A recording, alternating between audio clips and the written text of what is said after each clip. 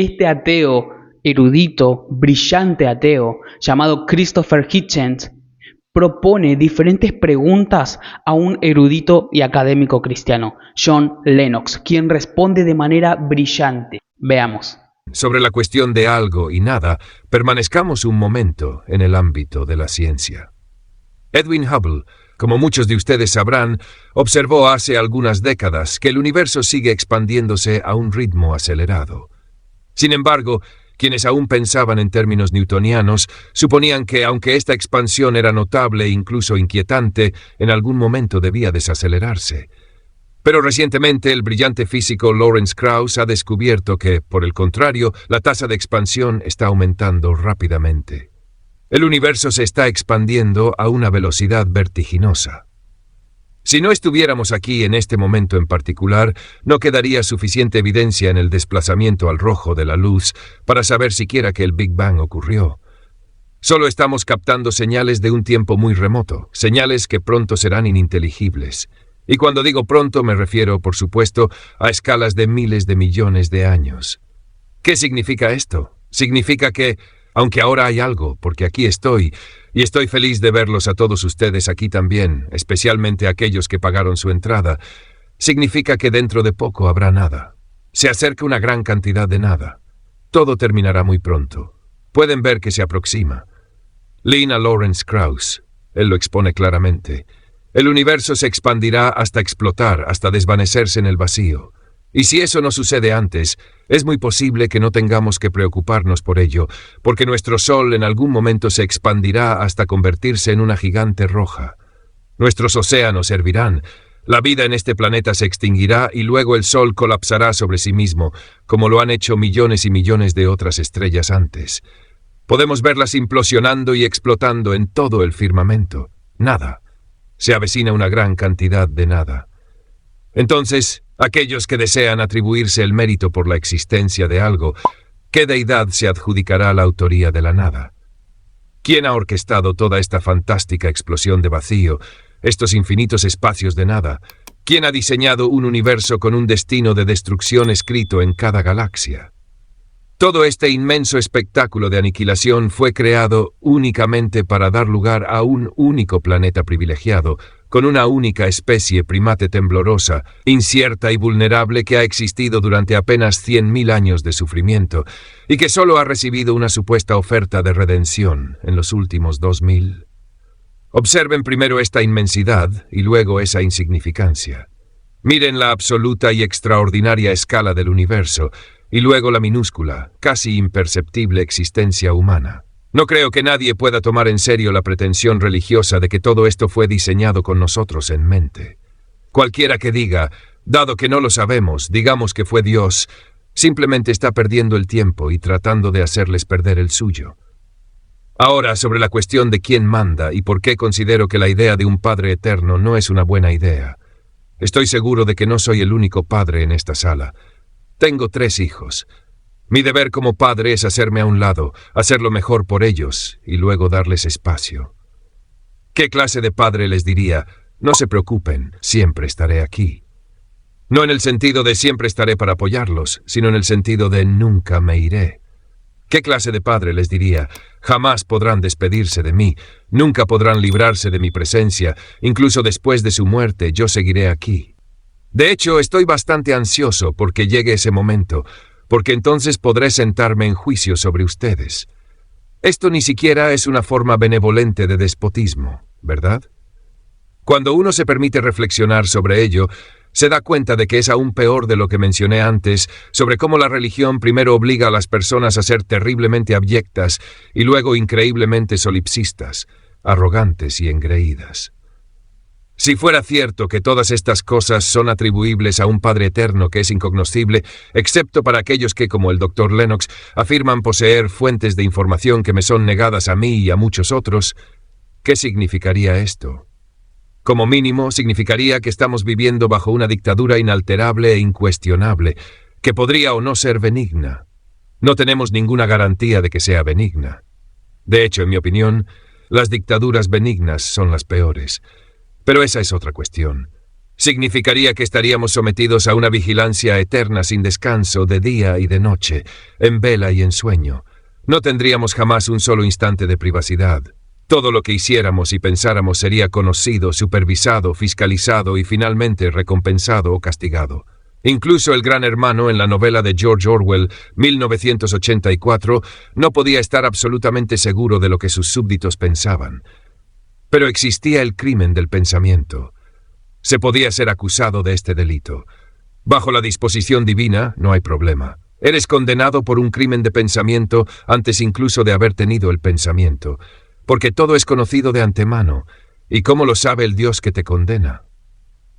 Porque Él mismo te creó lleno de corrupción, pecado y maldad. Esto es parte del diseño. Y aquí está el horror de todo esto, el elemento fascista de esta idea. Uno es creado enfermo y luego se le ordena que se sane. Es decir, uno es creado con pensamientos impuros, con deseos malvados, con ambiciones incorrectas, con una naturaleza impura y corrompida, y luego se le dice que debe purificarse lo más rápido posible o que sufrirá consecuencias terribles. Esta es la peor forma imaginable de falta de libertad. Y debo decir que desconfío profundamente de aquellos que desean que esto sea verdad. En mi opinión, la primera y más fundamental emancipación que el ser humano debe experimentar es la liberación de este grillete fabricado por la mente humana. Alguien podría preguntar, ¿por qué no quiero que esto sea verdad? ¿Por qué no desearía que fuera cierto? Pues bien, se los diré. Porque una vez que uno admite la existencia de este déspota, se encuentra a sí mismo, en el mundo real, aquí y ahora, sometido al dominio del poder humano. Puro poder humano. Uno se ve gobernado por otros primates, por otros mamíferos, quienes afirman tener el derecho de hacer lo que quieran contigo, porque Dios está de su lado, porque su gobierno es divino. ¿Escucharon eso? Acaba de hacer una confesión importantísima. Más adelante la vamos a analizar. Y esta no es una amenaza teórica. Lo ilustraré de otra manera, si lo prefieren, retomando el argumento del Dr. Lennox sobre el origen de la moralidad.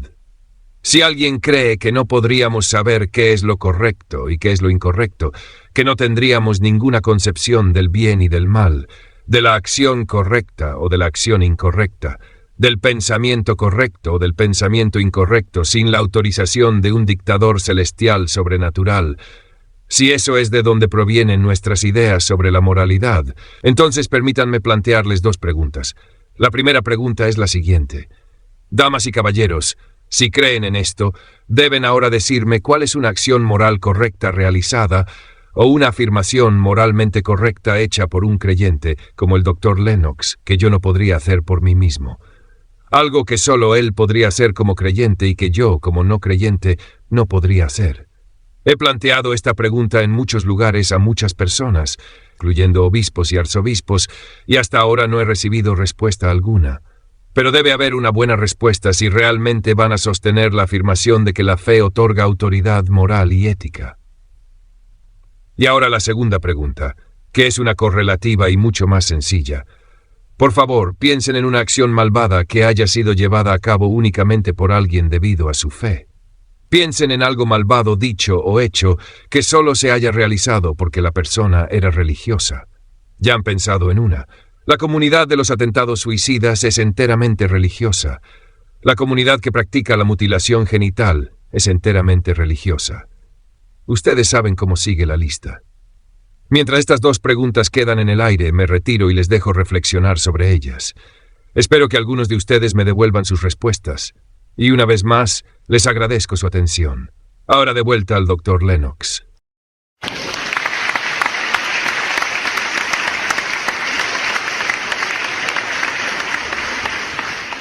Acabamos de ver la argumentación de Christopher Hitchens, el renombrado periodista ateo y que hace apologética en contra del cristianismo. Más adelante en el video vamos a refutar algunos de sus puntos principales, pero ahora los dejo con la brillante respuesta de Sean Lennox.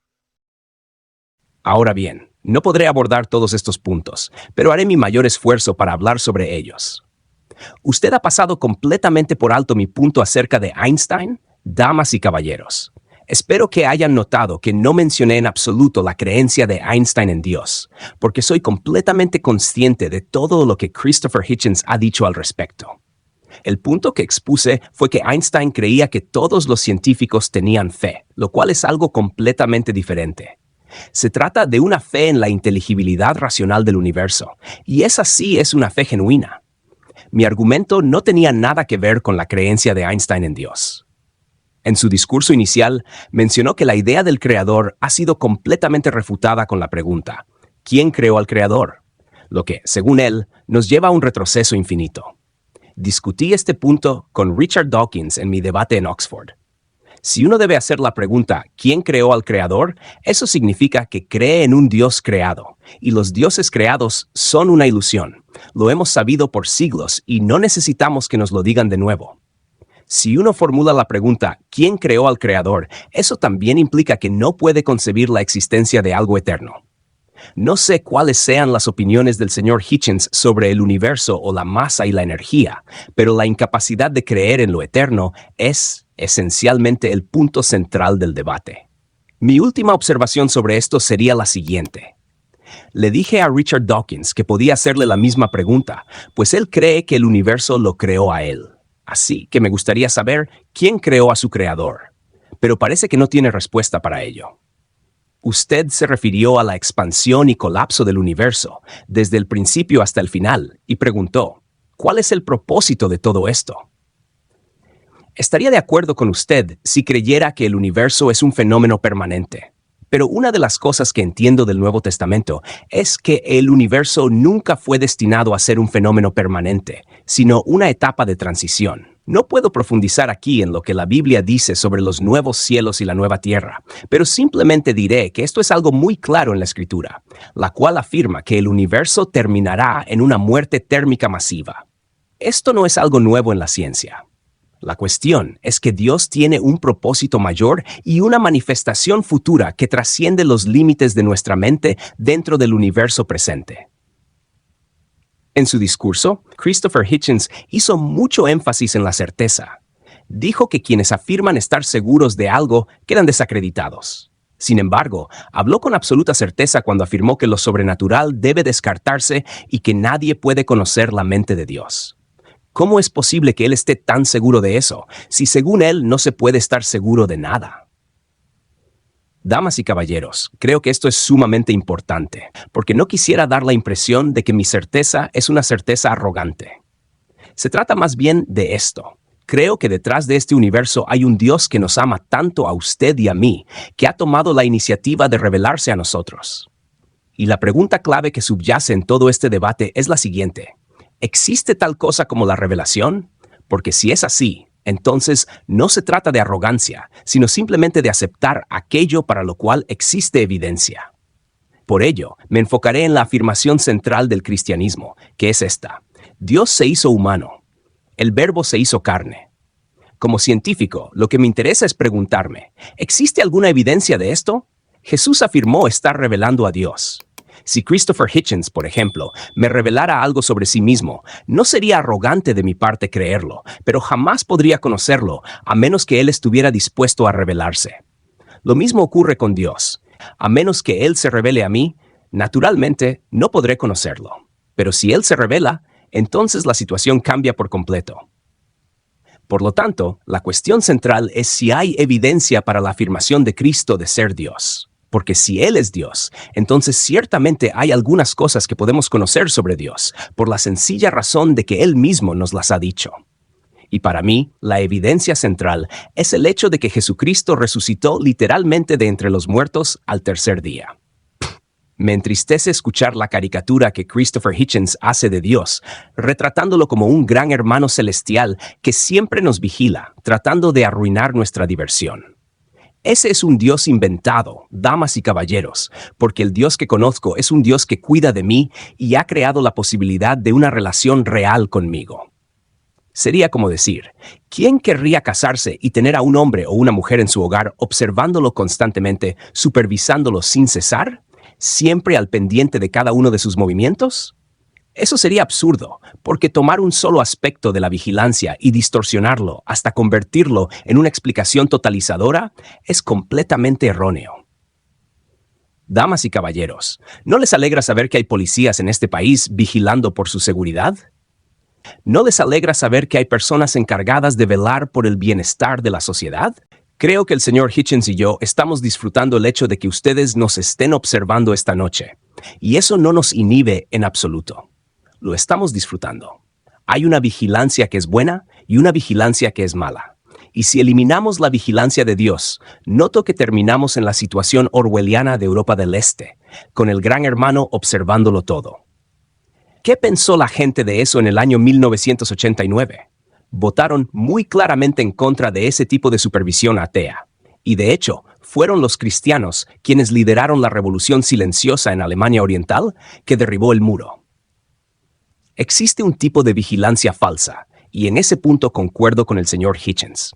Pero también hay una vigilancia verdadera, porque la relación con Dios no es algo impuesto, sino una relación real de amor. Se nos ha dado libertad. Escuché una verdadera caricatura de la historia bíblica al decirse que Dios nos creó enfermos. Dios hizo un mundo perfecto, damas y caballeros, pero nos creó a su imagen con una capacidad de libertad real y una capacidad de decisión genuina. Así que, si le decimos no a Dios, Él honrará esa elección. Me pregunto qué le gustaría al señor Hitchens que Dios hiciera con las personas que lo rechazan. Parece tener dificultades con la idea de que Dios honre la elección de aquellos que le dicen que no. ¿Por qué sucede esto? ¿Es porque Dios los odia y es un tirano cósmico? Por supuesto que no. Es porque en realidad Dios los ama. Ahora bien, estas cuestiones a veces son difíciles de comprender debido a la cantidad de distorsiones sobre Dios que hay en el mundo. Por eso, una y otra vez, regreso a la persona de Cristo, quien me revela a Dios, a su amor, a su amistad y a su cuidado. Y si me hago la pregunta, ¿quisiera estar en la compañía de esa persona de manera permanente? Mi respuesta es un rotundo sí. No puedo imaginar nada más liberador ni más absolutamente magnífico que exprese la grandeza de Dios. Ahora bien, hemos escuchado un desafío del señor Hitchens, uno que plantea en muchas ocasiones. Podemos pensar en una acción correcta que solo un cristiano pueda realizar y no un ateo. Es en realidad una pregunta sutilmente interesante para mí, porque detrás de ella hay ciertas suposiciones que me gustaría abordar brevemente al concluir. Desde mi perspectiva, damas y caballeros, ya sea que una persona sea atea, cristiana o tenga cualquier otra creencia, sigue siendo creada a imagen de Dios y, por lo tanto, es un ser moral. Esto significa que es capaz de reconocer el bien y de hacer el bien. Y debo admitir que, en algunas ocasiones, mis amigos ateos podrían dejarme en vergüenza con sus acciones. Así que existe esta brújula moral básica, lo que hace que la pregunta del señor Hitchens sea un tanto irrelevante. Pero si tuviera que responder directamente a su pregunta, no estoy convencido de que William Wilberforce hubiera luchado por la abolición de la esclavitud como lo hizo si su motivación hubiera sido el ateísmo. Porque noto que Wilberforce abolió la esclavitud solo para que ésta fuera restablecida por la Alemania nazi y el comunismo en el siglo XX.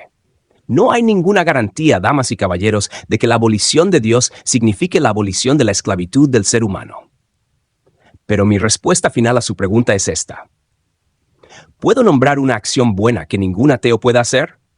Sí, puedo.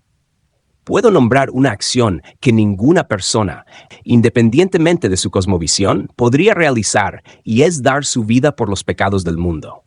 Ese acto es el que caracterizó a Jesucristo como el único que era Dios, y no tiene paralelo en su majestad ni en su confirmación de que Dios es verdaderamente grande.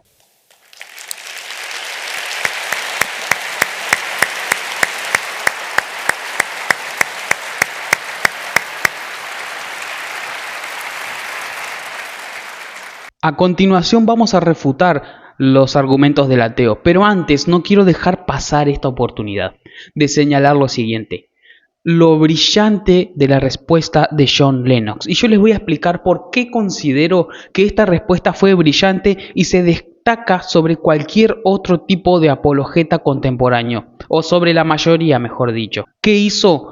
Brindó una respuesta a través de la razón, pero no solamente eso, sino a través de la escritura, Pero no solamente eso, sino por medio del Evangelio de Dios. Ese es el propósito de la apologética, llevar a las personas al Evangelio, voltear las barreras que impiden que las personas escuchen el Evangelio. Y quizás su contertulio, que ya está cerrado y cegado espiritualmente, no va a abrirse al Evangelio, pero todas esas personas que están ahí escucharon que el Verbo de Dios se hizo carne, el Hijo de Dios se encarnó para salvar a la humanidad que se había perdido. Esto es fundamental a la hora de hacer apologética, ya lo he dicho en otros videos y lo voy a repetir las veces que sea necesario.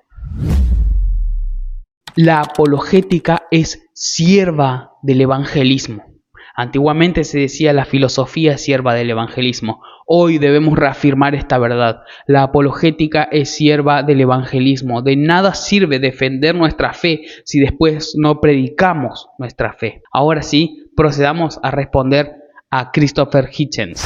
En primer lugar, el periodista ateo plantea que el mundo está pronto a desaparecer. Podemos verlas implosionando y explotando en todo el firmamento. Nada. Se avecina una gran cantidad de nada. Entonces, aquellos que desean atribuirse el mérito por la existencia de algo, ¿qué deidad se adjudicará la autoría de la nada? Él lo presenta como un argumento en contra del cristianismo que demuestra además la inexistencia de Dios. Sin embargo, lejos de ser un argumento que va en contra de la fe cristiana, es un argumento que la demuestra y la refuerza, porque la palabra de Dios dice lo siguiente: El día del Señor vendrá como ladrón en la noche, en el cual los cielos pasarán con grande estruendo, y los elementos ardiendo serán deshechos, y la tierra y las obras que en ella hay serán quemadas. Puesto que todas estas cosas han de ser deshechas, ¿cómo no deben ustedes andar en santa y piadosa manera de vivir, esperando y apresurándose para la venida del día de Dios, en el cual los cielos, encendiéndose, serán deshechos, y los elementos, siendo quemados, se fundirán? Pero nosotros esperamos, según sus promesas, cielos nuevos y tierra nueva, en los cuales mora la justicia.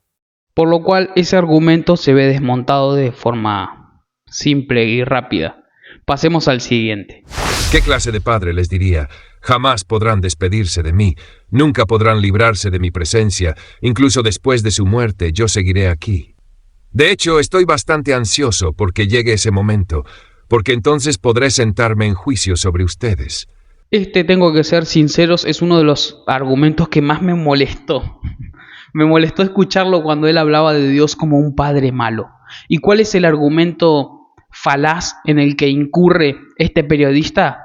Lo que él hace es emplear una falacia de falsa analogía, porque se compara a sí mismo, finito e injusto, con Dios, un Padre infinito, eterno, justo, misericordioso, lleno de gracia.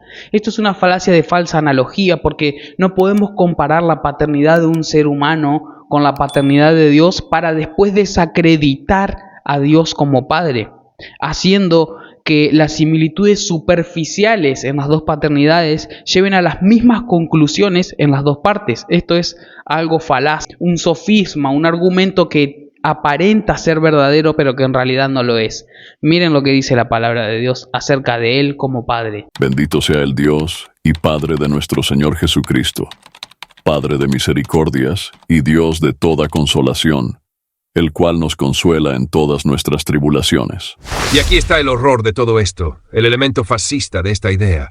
Uno es creado enfermo y luego se le ordena que se sane. En tercer lugar, Hitchens incurre en una falacia de hombre de paja o falacia de espantapájaros. Argumenta que Dios creó al ser humano enfermo y después le demanda que se cure a sí mismo. Esto no está en la palabra de Dios, sino es algo que profesemos los cristianos. Lo que él hace es crear un argumento supuestamente cristiano y después atacar ese argumento que supuestamente profesan los cristianos. Distorsiona lo que dice el cristianismo y cuando ya presenta un cristianismo distorsionado, entonces para él es fácil refutarlo. Pero la palabra de Dios no dice eso, y como le respondió Lennox, la palabra enseña que Dios generó al hombre bueno y el hombre mismo se degeneró. pero en el Evangelio somos regenerados para la gloria de Dios. Esto lo dice claramente la Escritura. He aquí solamente esto he hallado, que Dios hizo al hombre recto, pero ellos buscaron muchas perversiones. Alguien podría preguntar, ¿por qué no quiero que esto sea verdad? ¿Por qué no desearía que fuera cierto? Pues bien, se los diré. Porque una vez que uno admite la existencia de este déspota, se encuentra a sí mismo, en el mundo real, aquí y ahora, sometido al dominio del poder humano. Puro poder humano. Uno se ve gobernado por otros primates, por otros mamíferos, quienes afirman tener el derecho de hacer lo que quieran contigo, porque Dios está de su lado, porque su gobierno es divino. Algo que me resultó muy curioso es que Christopher Hitchens confiesa con sus propios labios que su problema no es intelectual, sino un problema moral. Y esto podemos verlo en todos los mal llamados ateos, porque no existe tal cosa como un ateo. Existen personas que dicen no creer que hay un Dios, pero no hay personas que no sepan que hay un Dios. Todos saben que hay un Dios, solo que muchos intentan ocultarlo porque no quieren someterse al gobierno de Dios. Entonces el problema es moral, el problema son los pecados que tenemos y que no queremos abandonar. No es una cuestión intelectual de que las personas no creen en Dios porque eso es antiintelectual, porque es algo tonto o cosas similares. La Escritura lo establece claramente y este autor lo confesó con sus propios labios. Miren lo que dice el apóstol Pablo. Habiendo conocido a Dios, no le glorificaron como a Dios, ni le dieron gracias, sino que se envanecieron en sus razonamientos, y su necio corazón fue entenebrecido. Si desean ver este debate completo, les dejo acá el video. Es un debate que no tiene desperdicio. Les va a llevar un poco de tiempo, así que prepárense unos buenos mates, un café, un té o algo para comer y disfrutar de una defensa verdadera del cristianismo.